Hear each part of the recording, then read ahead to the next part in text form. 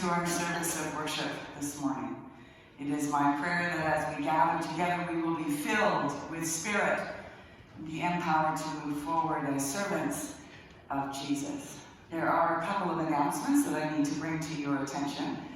First of all, it's 2021, and that means we have our 2020 annual meeting coming up. Yay!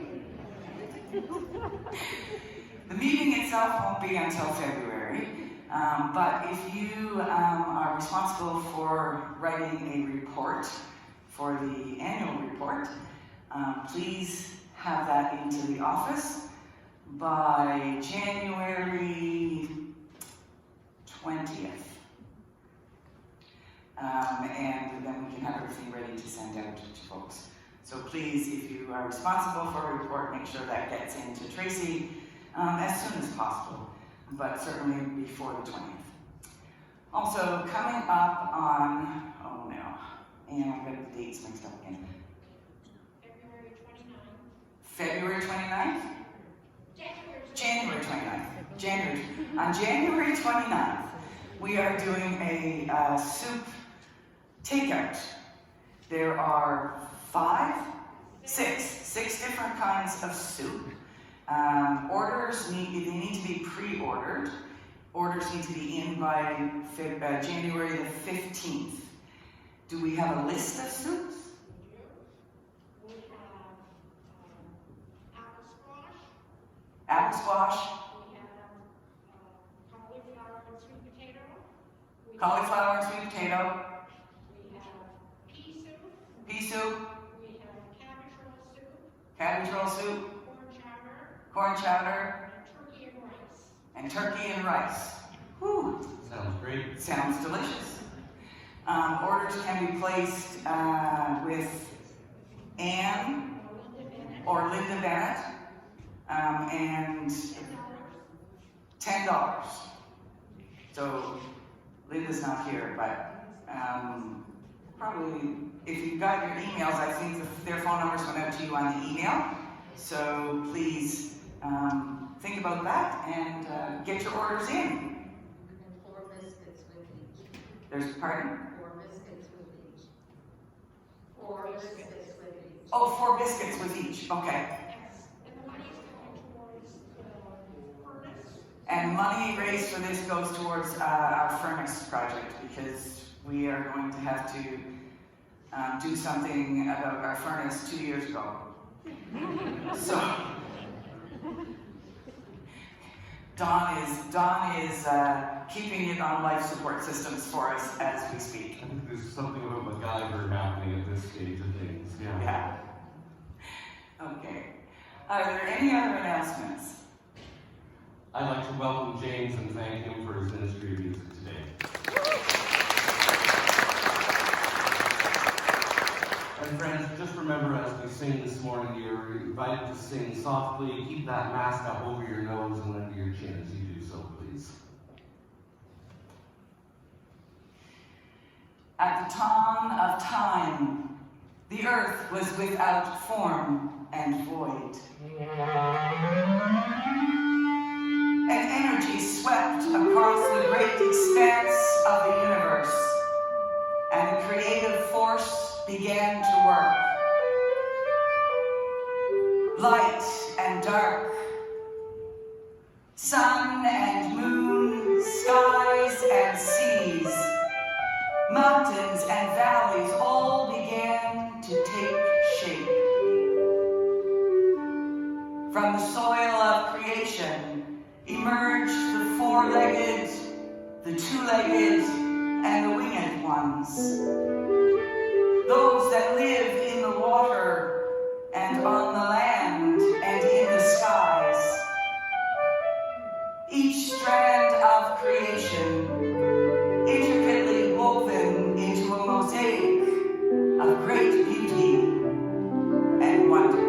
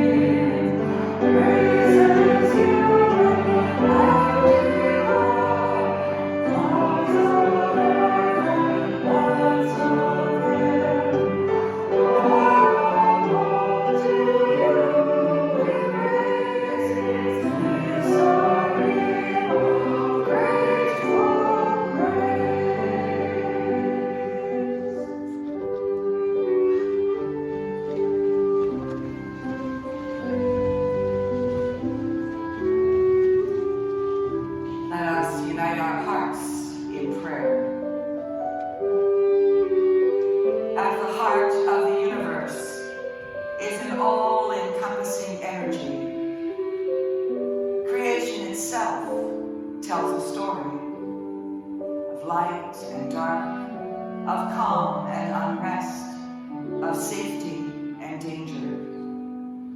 Humanity stands in awe of its power and glory. Intricately woven in this web of life, we seek strength, courage, and a blessing of peace. Amen.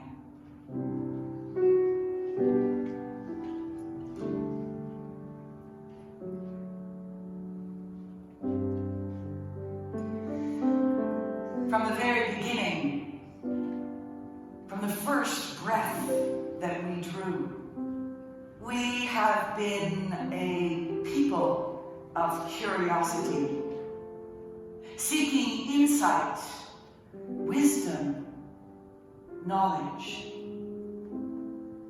From the first fruit of the vine to the tending of the fields, from the placing of the first fig leaf to the sewing of fine linens, from chiseling pictures on rocks to typing words onto screens, from walking to driving to flying, we have grown, we have changed, we continue to become. In that process, we have built and destroyed, we have loved and hated, we have tended and damaged, we have hoarded and shared, we have sustained life and we have taken life away. And through it all, each step, each moment, each turn in the road, we have been gifted with and called by divine presence to a place of reconciliation and return to right relationship with all creation. We have entered now into a new year. And this year, as with every year, we are gifted with great possibilities.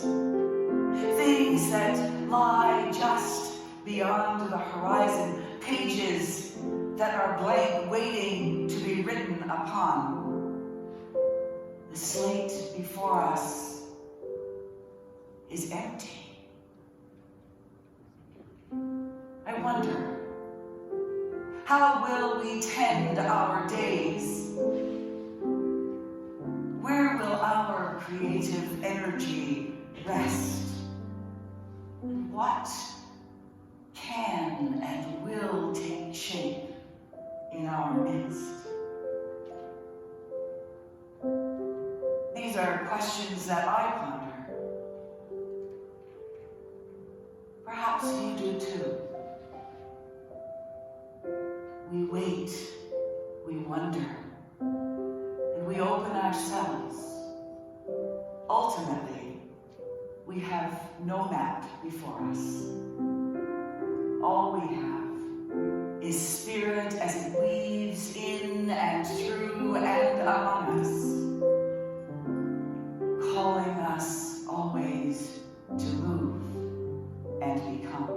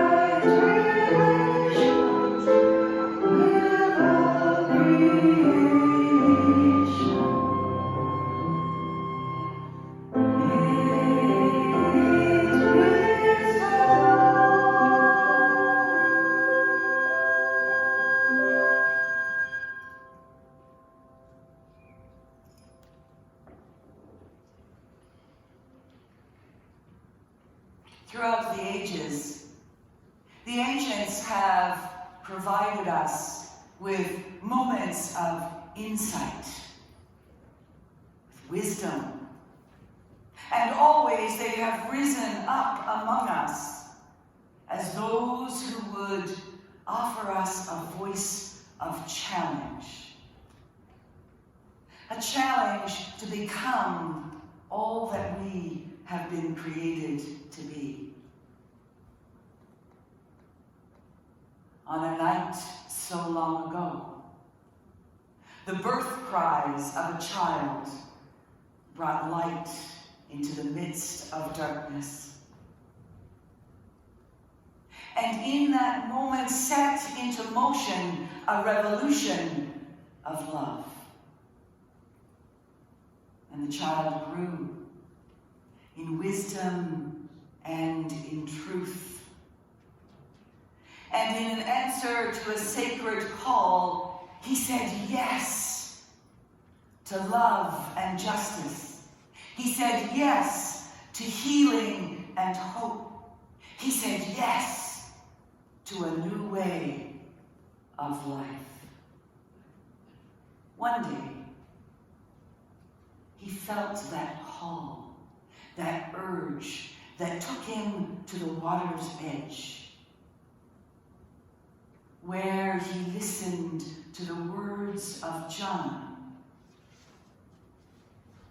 And those words resonated in his being. And this child, now a man, walked into the waters of the Jordan. And there was commissioned and sent out.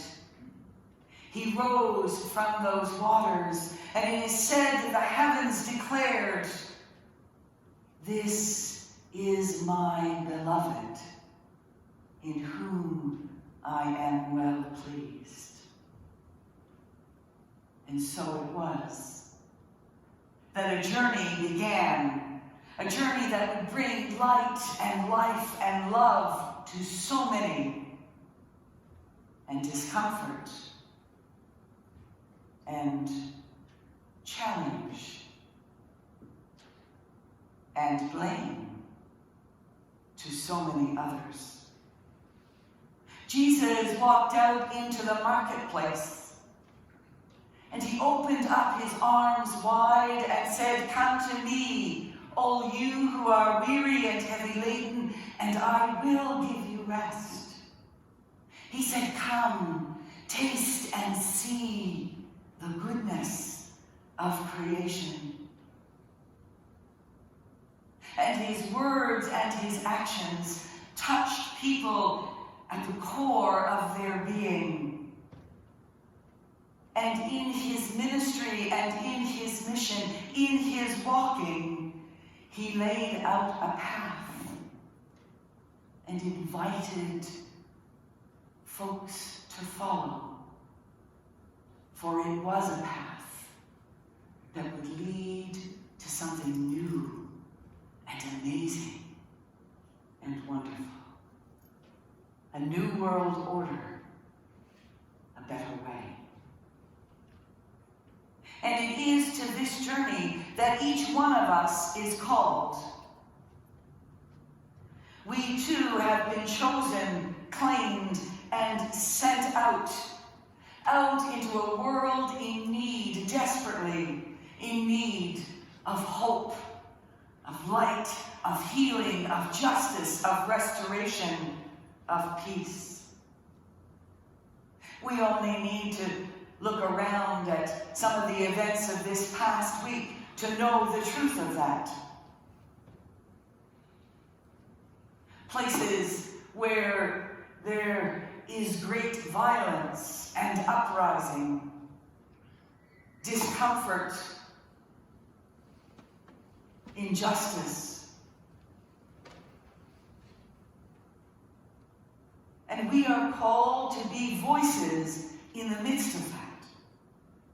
But before we do, before we can be the hands and feet of Jesus in this time and in this place. We must do as Jesus did when he rose from the waters of the Jordan. We must spend some time in the wilderness. And there in that place, as Jesus did, sit with the sacred and ponder and prepare for what is to come. There we will wrestle with our shadows and we will gain strength for our journey. And the journey is not always easy. We know that. But there is such power each moment, each step that we take. Such possibility, such vision.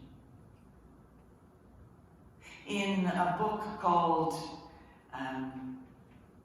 Circles of Grace, author and poet Jan Richardson offers a number of blessings for the spiritual journey. And I give to you her words this day. If you would enter into the wilderness, do not begin without a blessing. Do not leave without hearing who you are, beloved. Named by the one who has traveled this path before you. Do not go without letting it echo in your ears. And if you find it hard to let it into your heart, do not despair. That is what the journey is for. I cannot promise you that this blessing will free you from danger, from fear, from hunger or thirst, from the scorching sun or the fall of the night. But I can tell you that on this path there will be help. I can tell you that on this way there will be rest. I can tell you that you will know strange graces. Graces that come to our aid only on a road such as this. That fly to meet us, bearing comfort and strength. That come alongside us for no other cause than to lean themselves toward our ear. And with their curious insistence, whisper our name. Beloved. Beloved. Beloved.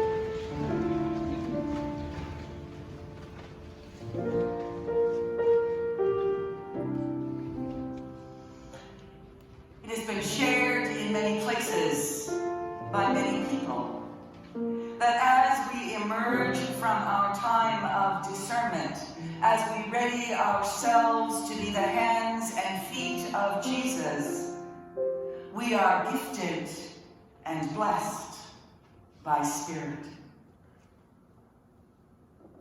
In the gospel named for John, it is recorded, Jesus said to them, "Peace be with you. As I have been sent, so am I sending you." And with this, he breathed on them and said, "Receive the Holy Spirit." And in the book of Acts we read, when the day of Pentecost came, they were all together in one place. And suddenly, like the blowing of a violent wind,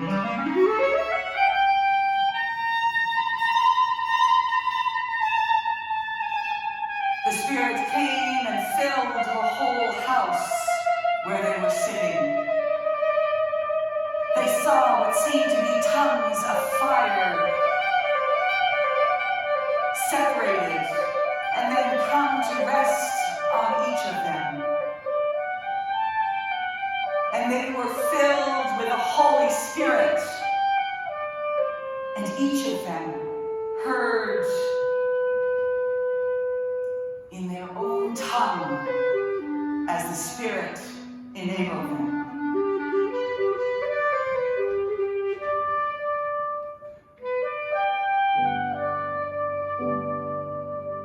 The Spirit, this thing that we have been gifted, is difficult to explain, really, for we cannot see it, not really. We cannot touch it, and yet, if you have felt it, you know beyond a shadow of its doubt, its certainty, and its truth. It is this thing that rests in our beings and lifts us, empowers us, and enables us to do infinitely more than we could ever ask or imagine. And as the Spirit rests upon us, we then become the vessels of healing,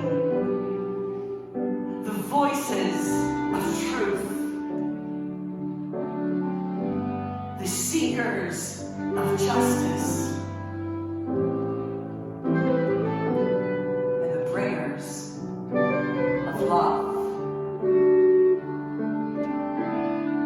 As the Spirit rests upon us, we are possibility and we are promise.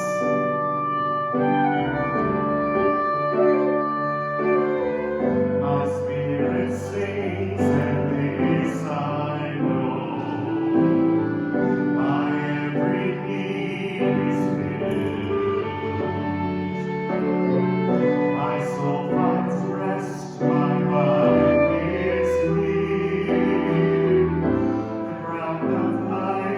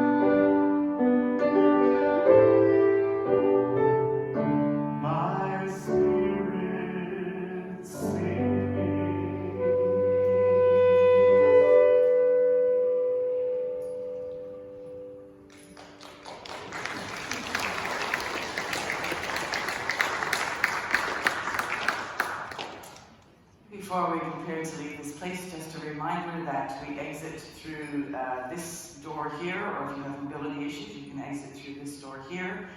If you have an offering that you would like to give and you didn't put it on your way in, there are offering plates on your way out as well. And now, we are called to leave this place, to join our voices with the voices of all those who have gone before us and those who are yet to come. To speak up, to stand up, to be counted as those who bring justice and love and liberty and light to a world so desperately in need. And as we do, our song must rise and lead us in this way.